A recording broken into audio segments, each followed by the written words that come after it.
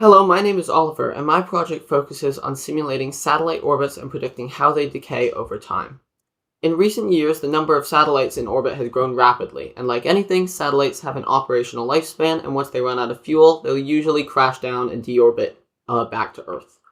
While most of them burn up in atmosphere, some parts of them can survive re-entry and pose risks to people, property, and the environment.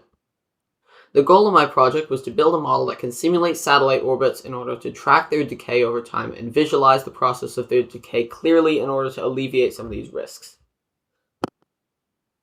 This simulation was built using Python and requires only 9 input variables. It requires 5 for the orbit, most notably eccentricity, which is like how not circular the orbit is, and its semi-major axis, which is roughly like how big the orbit is, and a few more for saying how the orbit's rotated in 3D space.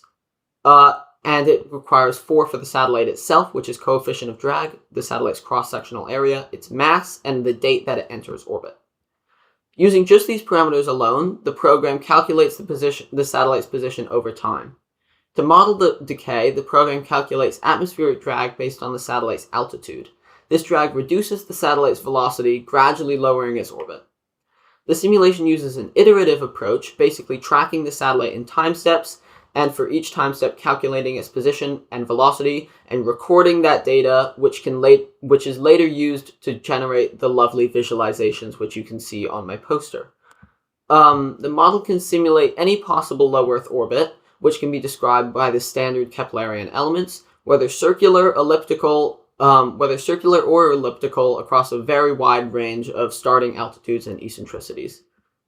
I chose to use data based on Sputnik 1 to demonstrate the abilities of my simulation because of its historical significance, and because it's a somewhat eccentric orbit, which spices things up with my visualization a little bit just to make it more interesting. The 3D visualization I made shows what a decaying orbit actually looks like in an easily digestible manner, and the periapsis height versus time graph shows how most of the decay happens near the end of the orbit. I also ran some simulations on purely circular orbits at different altitudes, and the results show that satellites closer to Earth decay at a much faster rate, while higher satellites remain in orbit for much longer. The simulation does have limitations, as it assumes that the satellite cannot maneuver itself and ignores interactions between the satellite and other celestial bodies such as the Moon. Some precision was also sacrificed in order to make my laptop able to run the simulation in a reasonable time frame.